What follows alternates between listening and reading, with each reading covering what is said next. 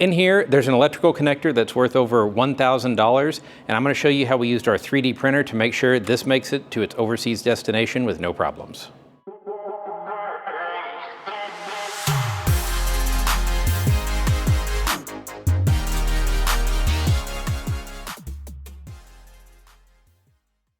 One of the big projects we have going on here right now is a set of down borehole instruments that are going in a geothermal well. And so we have this really special cable that was incredibly expensive. We have a short on that, but we spent more on this cable than most people do on their cars. And it's not all that much cable. But then we got to the connector that goes on the end. And these connectors turned out to be about $1,000 each. Very fiddly to put together. Now they hold up at geothermal temperatures and they hold up at pressures of over 3,000 pounds per square inch. So they're very durable, but we want to make sure that they're protected as the pins are delicate, and we don't want anything to happen when these are getting shipped. Yeah, it'll be wrapped around the spool of wire and we'll have lots of shrink wrap and things around it, but it still made me a little nervous. So we built this housing using our 3D printer. But I want to show you the design evolution.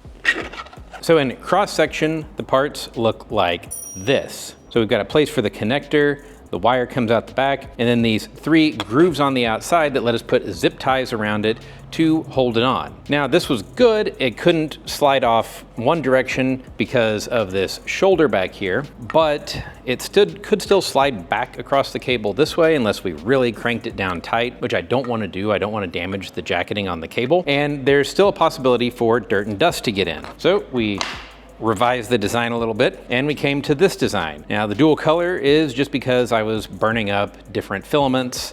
We have a lot of partial reels laying around while I was testing this out. So we closed the end in so that the connector can't slide out either direction and dirt can't get in. And this worked pretty well. I wanted to tweak a couple of the dimensions, and also this lip inside was just a little bit sharper than I wanted. It didn't actually do any damage to the cable because this is a pretty light duty plastic and this is a very robust cable, but I wanted to soften that up a little bit. So then we came to this, which is the final version. Again, this one got the dreamsicle treatment here.